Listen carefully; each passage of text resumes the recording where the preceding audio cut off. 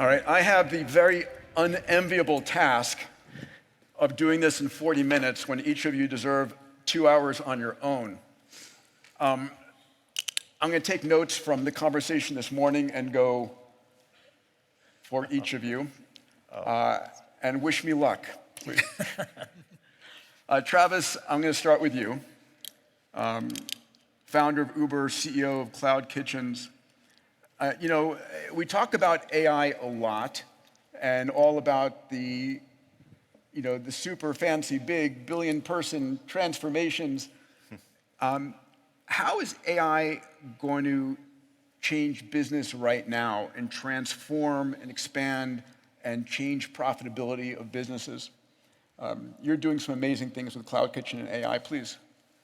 Those are two different questions. If you just do, when I look generally at what's going on right now, it feels like we're entering an era of bigger is better. That if you are a large company with a strong business model, that the technology that's coming is actually going to give you competitive advantage over folks that are smaller. Like the accretion of value is going to the bigger players. And there are probably a lot of very simple things that can be done to create more profit and bigger moat on those business models is my guess. So there's just like blocking and tackling, like workflows, customer support, onboarding, sales, all getting automated will make an already strong business model like supercharged. And I think for the biggest companies create trillions of dollars of value. We're doing, my company's doing the future of food. It's real estate, software, and robotics for food. And there's lots of fun, practical things that are happening. They're going to be big, but they're also practical.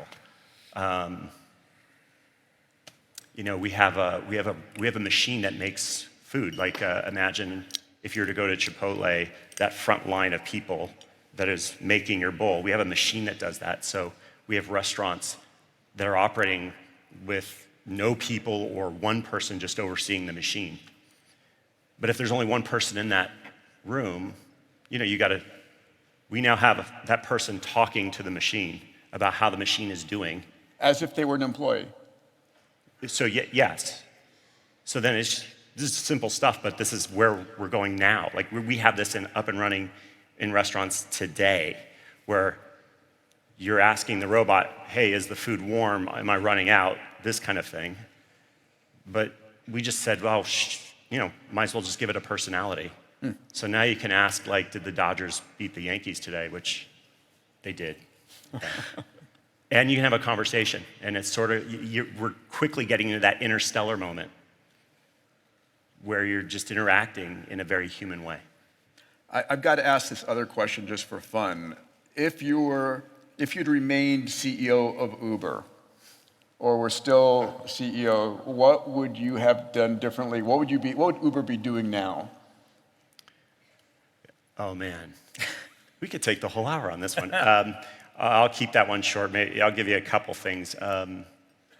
Look, we had probably one of the preeminent AI labs when I left Uber. And we saw the seminal paper out of Google, the attention paper. You guys know how I rolled when I was doing Uber. Like, we'd probably be doing some pretty interesting stuff on that front. Sort of in a more practical, on the more practical side, like, we were starting to roll out, of course we're doing the autonomy thing. I'll put that aside. I think Elon's going to take care of that at this point. But we were starting to roll out we looked at transportation as a high-frequency trading business where we would buy trips from drivers and sell it to riders. We were a market maker. And so we were starting to set up quant teams for each city to do the high-frequency trading of the trips so that we could get the lowest cost reliable ride more efficient, gain market share, get more profits, all of this. It was just kind of a fun, geeky finance thing. But 1 in 30 seconds. You've disrupted 2 huge markets. your one piece of advice for someone here who wants to go disrupt the marketplace today, what's your piece of advice for them? You know, look, over time I've tried to distill what it means to innovate at speed and at scale into sort of principles or pillars. They basically are cultural values at my company, and so we've distilled it down to truth, trust, and passion. And again, you know, those are high-level sort of ideas, but doing those really well, each of those really well, is sort of how you innovate at speed and at scale. And it's, you know, there's a lot in there, but like think of the childlike playfulness and curiosity with a teenage rebelliousness with an old man's wisdom. That's a beautiful mindset setup. Thank you. Yeah. Thank you, Travis. Jack Hidary, my dear friend, one of our trustees, CEO of SandboxAQ. You have your chairman sitting right next to you. No pressure. No pressure whatever. So first of all, please explain AQ, but then what are large quantitative models and what role do you envision they'll play in the current evolution of AI? Well, Peter, first of all, I'm very happy to see that we still have humans on the panel instead of just AIs. For the moment. So I think it's just I mixed the AI in this panel, yes. Okay. Another few FIIs, which is going to be avatars up here. The mantra of AI or die is real. Is real. It's not just a phrase. It's happening right now. It's happening on several levels. And certainly companies and countries that do not engage will die. But now the question is, okay, let's say we all agree on that. Which AI? What AI? What kind of AI? What mix of AI? And the marketplace now is starting to offer more than just one slice of AI. And that's what's exciting. So we have, of course, large language models. Many people in this room and on this panel are involved in that and making huge strides. And we're seeing AI now take on reasoning, and I'm sure Eric and others will also address that. But there's a whole nother side of AI that has had less focus, and that's quantitative AI. That's AI that's based on equations and data, quantitative data, numerical data. When we think about starting a biopharma industry in a country that never had a biopharma industry, that was really not even possible 5 or 10 years ago. But now we can come to a country like KSA or other countries and say, hey, let's get that going. But it's not large language models that will win the day there. It's models that have been trained on biology, physics, chemistry, electrons, that kind of interaction. So large quantitative models, LQMs, as complementary to LLMs, allow us to do that at scale and speed. And we do that on the same GPUs, we have NVIDIA here on the panel, that LLMs use, but we tweak them in a very, very different way. We train it on a very, very different kind of data. The data doesn't come from the internet. The data does not come from downloading Wikipedia and Reddit and social media. Instead, we generate the data from the actual equations that govern our world. And this is now a whole new superpower for humans that we just never had before as a species. Until 3 years ago, it was not possible to calculate with any kind of accuracy how one molecule that's meant to be, for example, good for Alzheimer's or Parkinson's or brain cancer or pancreatic cancer would lock in to that receptor. Now, as of just 36 months ago, with the collaboration of many people in this room actually and on this panel, it is now possible. Yeah. So LQMs are really about another key tool in the tool chest, complementing LLMs, sitting alongside the many LLMs out there, but a core tool that LLMs will interact with going forward in the future. So you mentioned data, and one of the things that we talk about is the importance of data and how the world may be running out of data to train these. So how should leaders think about the proprietary data generation they have and retention as AI models become more commoditized? Well, Peter, we all talked about Gen AI. Gen AI is a very real and big thing. But now let's talk about gen data, generative data. How do you generate data? Well, when you want big data sets that govern our world of either quantitative finance to look at portfolio optimization, or again, a new material to build a car that would be lightweight, make the car lighter weight so it's more fuel efficient, we can't turn to the internet for that data. That is not where we're going to get it. Instead, we generate the data from these equations. Those become interesting new- Heisenberg, Schrödinger. Yeah, exactly. That's where quantum comes in. When people hear the word quantum, I know people get scared, sorry, but quantum is not just about quantum computers. It's about today on GPUs from Alphabet, TPU from Alphabet, GPU from NVIDIA, and others. There's many others coming out. We're able to run the quantum equations, that is the equations that actually govern our world, at scale on these GPUs and TPUs. This is new. These chips, by the way, were never designed to do this in the first place. Amazing. And it's the human ingenuity that is quite fascinating that came up with this. You know, you did an incredible job spinning SandboxAQ. A is for AI, Q is for quantum, just for you to remember that, out of X at Google. And you have real products today. Can you just very quickly give us a sense of what Sandbox's products are that you're Sure, creating? I'll give some actual real case studies. Here at FII, we have, I think, Paul Hudson, the CEO of Sanofi, one of the largest pharma companies in the world, and our two companies actually are announcing just today, we were just on CNBC earlier, announcing that we're working together to apply this AQ, apply this LQM, this quantitative AI, to accelerating biomarker development, that is development of diagnostics that will help all of us, and drugs as well. So that's a real world case study of how we're using it there. We're also working with companies like Dow and others on the chemical side to say, how do we get new catalysts that could bring us new materials? When we think about the hydrocarbon space, think about the output of a refinery.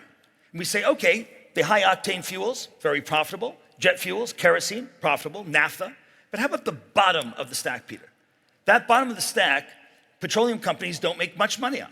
It's sold to smelters and others and burned in the air. And so when we think about what we can do with AI that understands chemistry, we can now take the bottom of the refinery stack, up-value it to things like carbon composites. Carbon composites are what make a McLaren car so powerful and yet so light, Aston Martin, Ferrari, and others. But it's not accessible technology to all cars. By working with the hydrocarbon producers, we can say, how do we now make this kind of technology available on a democratized basis? So these are real world impacts, be it in biopharma, in chemicals, in fuel, in energy. And Elon was talking about energy and energy storage. The battery technology we have today, Peter, is 45 years old. Amazing. And we need to leapfrog that. And this kind of AI, complementing LLMs, this is where it's going to come from. Let's go to your chairman next. Can we thank Ruth for spinning Sandbox out? Thank you, Ruth. Good job, Ruth. And what a financial success so far. Absolutely. It's been amazing. I've never seen a company Very scale excited to see revenues the as upside. quickly as you have. It's Thank you. extraordinary. Dr. Eric Schmidt, former CEO and chairman of Google and Alphabet. There's nobody on the planet that I think holds your stature in this field. Thank you for all that you've done. The path to AGI. We talk about AGI, it's this blurry line of what is AGI. So do you have a definition for it? And why is it so exciting? Why is Sam saying, I'll spend $50 billion, whatever it will take? Talk about that, please. It's worth understanding what will happen in the next 5 years. Please. And the work that these guys highlighted and others on the panel will highlight are going to generate savants, that is, specialized assistants that will work with you in whatever you do. An artist savant, a music savant, a physics savant, and so forth. Those savants will work with you to do research, drug discovery, solve problems, can do many, many things. Why 5 years?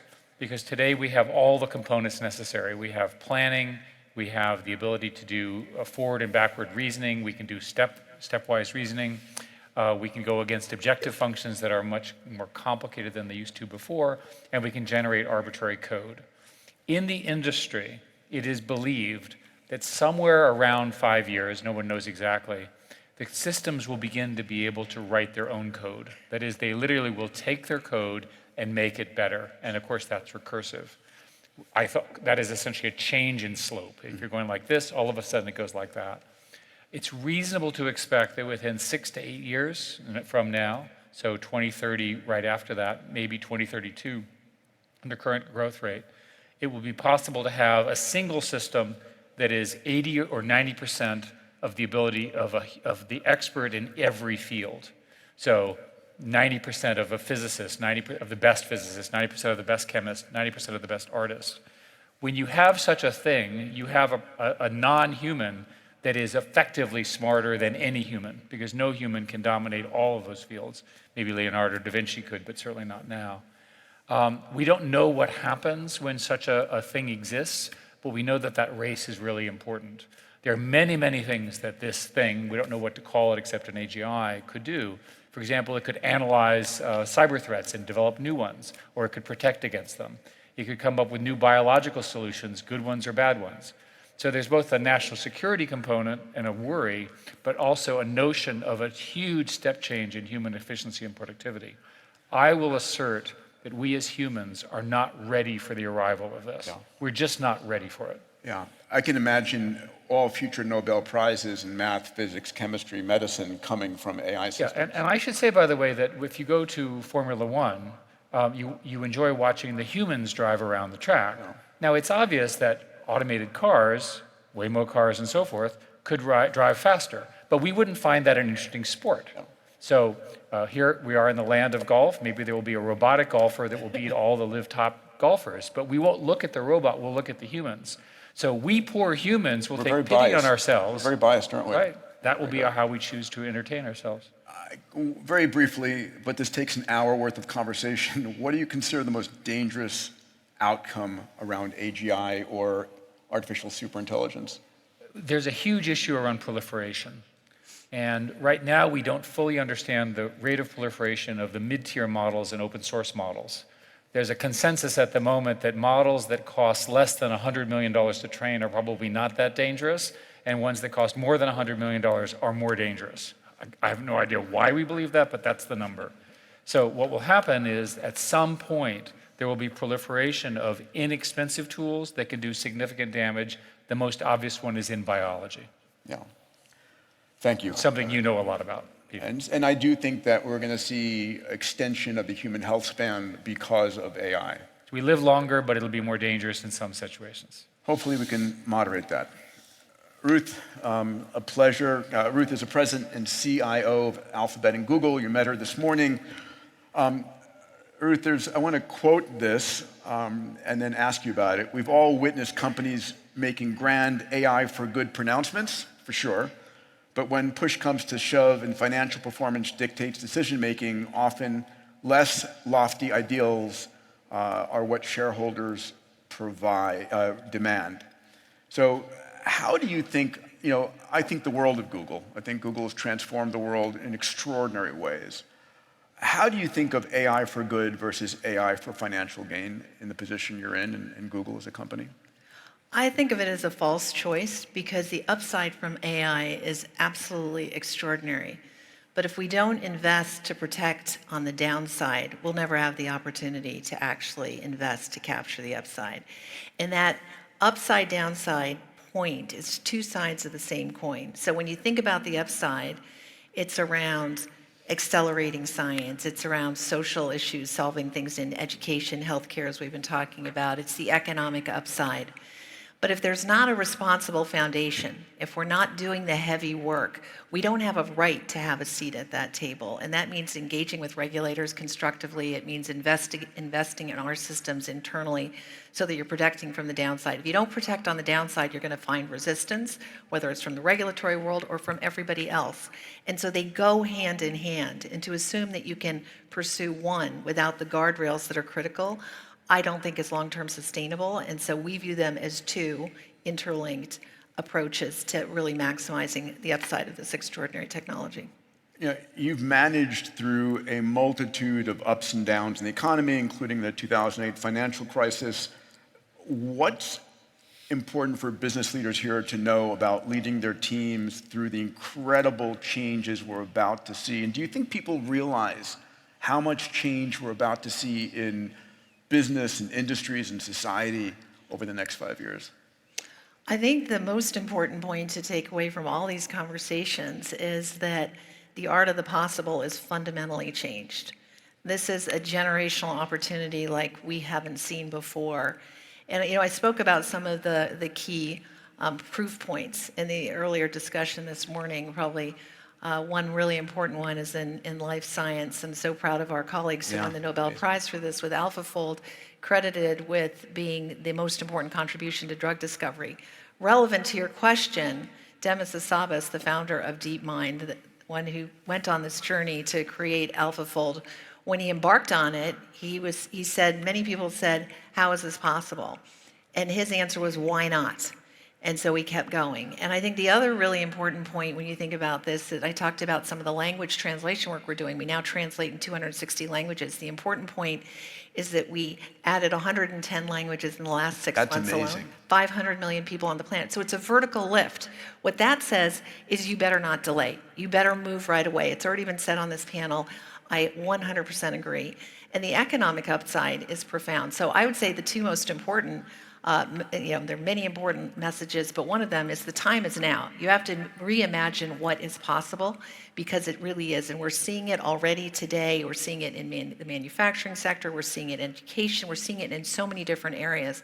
In fact, very importantly, on this point about language translation, I was recently with the Minister of Digital Transformation, a country in West Africa, who said more than 50% of their population is under the age of 19. They knew that the most important thing they could do, and we've already heard comments about education today, the most important thing to do is education. How can you have a country with more than 50% under the age of 19 and not solve that? But they didn't have the teachers to do so. And what's exciting with AI is they can now actually provide education, quality education to their entire population. And very importantly, in many countries, as in this one, in many of our countries, multiple languages are spoken. And before AI Translate, you had to learn French or English in order to get the math books. Now you can learn it in your language. And so to me, when you think about the impact on humanity, it is incredibly inspiring. My dad always said when I was growing up, education is your passport for freedom. It is your passport for life. This is transformative.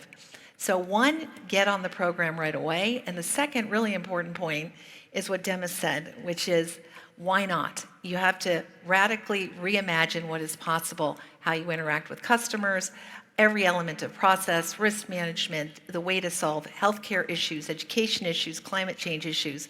But the time is now. It's incredible. And it's near infinite opportunity, isn't it? Absolutely. Every industry will be transformed. Reimagine the impossible. Reimagine the possible. Yeah. Thank you. Thank you. Ben Horowitz, co-founder and general partner of A16Z. Man, oh man, you guys have been on fire in the AI universe. Yes. So I'd love to hear your thinking as a leading thought investor. Where's the value going to accrue in this incredible value chain from chips and power and real estate and large models and applications? Are they all equally important to invest in? Yeah, so I think, as people have been saying, it's such a gigantic market. It's the biggest market we've ever seen, that there's going to be kind of money to be made everywhere. I think the issues and challenges are different at the different layers. So if you look at the kind of hardware infrastructure side, chips and data centers and power, there's no question in 10 years we're going to need more of all that. Like there's no doubt at all. But the thing about that is, okay, how does that progress, and how do you finance it? So if you look back to the internet, which you recall, we had the biggest bandwidth shortage in the world in 1999 and the biggest bandwidth glut ever in 2001. Akamai was charging whatever they wanted to back then. Yeah, it was the most bananas thing. And how could you possibly have too much bandwidth in 2001? It didn't make sense, right, if you look back historically. But what happened is the bottleneck moved. So the bottleneck was bandwidth in 1999, but then it became, how fast could the server spit out the bits? Did we have load balancers that were good enough? These kinds of things. And then we didn't need the bandwidth because we were stuck in other places. And already we've seen kind of the price of NVIDIA chips this year drop in half. And you go, whoa, how is that happening? Well, we have this data bottleneck that's kind of becoming a sort of serious thing. And then we're going to have a power bottleneck, clearly, and other kinds of things. And then we'll have a cooling bottleneck. And so if you're financed with NVIDIA profits, then you're probably good. But if you're financing a data center with a lot of debt, you could lose it. You could get upside down very fast. So you have to really be thoughtful about that. Then if you go to the next layer, the kind of foundation models, the what we call the state-of-the-art models, Anthropic, OpenAI, Gemini, Llama. That's that's 80% of the software market. Everybody has to use it for infrastructure, so every application, everything calls on it. I'll bet Travis has it as part of his infrastructure, there's no question. So that's just a big and very fast-growing market. But it's really interesting in that the price of a token has fallen 100-fold in the last 2 years. The most powerful technology in the world is almost free. Yes, it's almost free. Like the prices are dropping like crazy, but revenue's still increasing. So the size of the market is huge, and the price competition is really intense, like much more intense than you would see in this complex of technology at this stage normally. And then we're we're asymptoting in certain places. So if you look at the growth of GPT-2 to GPT 3.5 versus the growth, in terms of intelligence of 3.5 to 4, 2 to 3.5 is much larger, even though we spent way more money going 3.5 to 4. That's because we're hitting a bottle. It's not the end of it. It's not going to asymptote forever, but it does imply that there's going to be an architectural change. And so even though the revenue is so huge in this market, there could be new players that emerge. We could be search before Google when we had 37 search engines, and none of them were Google. And we can't even remember who any of them were now, because they don't matter. So that's the kind of trickiness there. And then in the application layer, Travis hit on a really interesting thing, which is big companies can optimize very fast with AI. And so as a new company, you have to ask the question, a new application, can I get to market faster than the big company can get a good product? And that's the race. And I'd say, look, in some cases, it's the biggest private equity opportunity of all time. In other cases, we made it, just to give you an idea of how fast you can build a good product and take the market, we made an investment in a dev tool company, which is like the slowest growing stuff ever, because you're selling to engineers, and engineers hate buying stuff because they can build it, of course. And this thing has grown from 0 to 40 million in revenue in 3 months. Now, 3 years would have broken the world record for a frickin' dev tool. So they're going to take the whole market before anybody can build anything as good as they have. And so that's certainly possible. And then the other thing that's been I'm very going to ask you to wrap up on that. Oh, yes, sorry. I had too much to say. Ben and I want to hear it, believe me. Yeah, sorry. But thank you. Shou, as CEO of TikTok, it's a pleasure to have you here.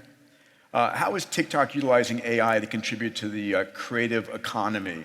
I think, and what's the positive impact for the global economy as part of that? So our recommendation algorithm has always been based on machine learning. So it's something we've embraced for a number of years.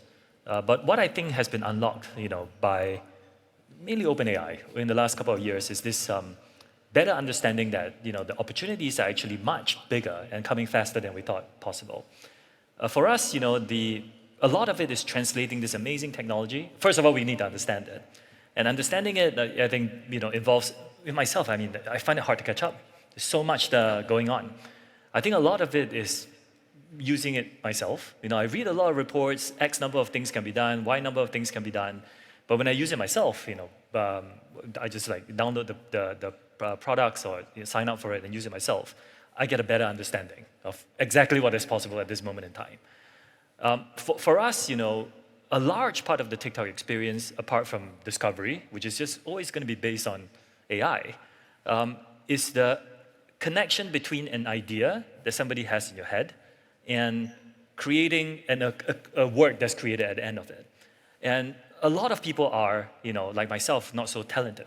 I have good ideas. My videos are terrible because this is very hard for me to translate that idea. Maybe my ideas are better. To do that for you. I have to do that translation. I think there's we provide thousands of tools to our creators, and a lot of them are, I wouldn't necessarily call them sort of AI powered, but they're, tools that help you express yourselves. I think increasingly you will find it becomes easier. With a few words, you are able to customize something that you could not before, without great, artistic talents. And that is exciting because that means that you're going to unlock a significant portion more people in the world who are now able to express very good ideas in their heads into something that resonates with more people around the world because it's easier to create those pieces. So there's a lot of investment going on there. And like many have said on this panel, there's a tremendous amount of other things that goes on in many other parts of the business that we are exploring what is possible and not at this moment in time. We talked about AI safety. A lot of kids are using TikTok. My family's using TikTok. How do you think about making sure that you've got measures in place for the responsible use of AI? Yes, it's very important, particularly, well, I guess in the US, there's an election cycle going on at this moment in time. It's a particularly important problem for us to get on top of. So I think the first thing is your policies. The guidelines of what you allow on your platform needs to be very explicit. So today, if you do anything deceptive using AI, impersonation or anything dangerous, it violates the guidelines and we take it down. The second is we provide a series of tools for people to automatically label. So if you produce something that's done by AI, that's produced by AI, we will ask you to label that. And if you don't label that, we will take measures, to make sure that you don't get the reach that you want. But you use AI to do that, I assume. The third thing is to use AI to better for content moderation. And there are many opportunities for this. Initially, I didn't really understand it. It was a very fuzzy concept. Large language models can do better content moderation, but how? With better understanding, there really is a very significant path for a lot of this new technology to help content moderation be better. So using technology to help protect against. It's interesting to what Eric said earlier. If TikTok was populated by videos only created by AI, it'd be a lot less interesting. It's the fact that humans are doing it with the support of AI that makes it fascinating. It is currently true, and I tend to agree with Eric on many, many things, because he's a lot smarter than I am. But we are seeing some, for example, OpenAI has been posting Sora videos on our platform. I've been following them. Some of them are becoming really interesting. Yeah. And you can see a path where at some point, one of them could go viral. And one of them could be so interesting that people feel like it engages them. It is possible. Thank you. Jay Puri, EVP worldwide of NVIDIA. NVIDIA has become synonymous with the AI revolution that we're living in. Thank God for those early video game players, huh? How should companies and countries think about AI to drive growth and prosperity? We have a number of countries and leaders represented here, and what do you advise them to do right now? Because it's going to be fundamental to their existence, to their future economies. You agree? Absolutely. Yeah, I mean, AI is basically about creating intelligence. So how can something about creating intelligence not be fundamental to the economy? And and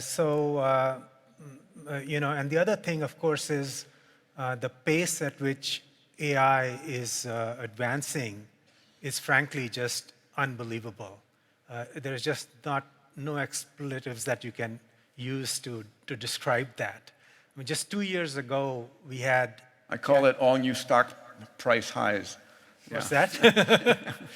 Exponential growth in NVIDIA stock. Exponential growth, Yes. right? So only 2 years ago, we had ChatGPT and generative AI, and we were very impressed with the fact that you could get next token prediction and it would answer. And now today, as everybody is talking, the AIs are becoming very sophisticated and able to reason and reflect.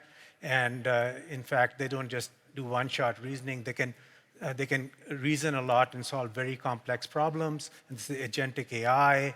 And then the way you interface with them is not necessarily a chatbot, but you can have human avatars. So, we are going to have to learn how to live with digital humans as teammates, if you will.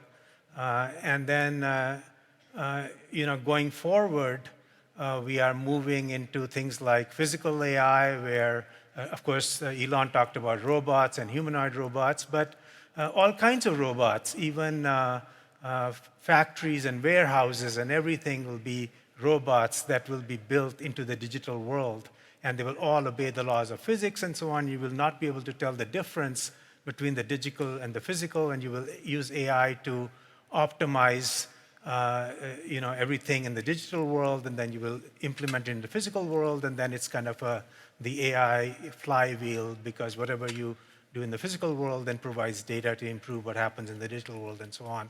So what I'm saying is, with this type of what's going on, what is it, to your point, what is the condition that you have to create for you to be successful in using AI, whether you are a company or you're a country?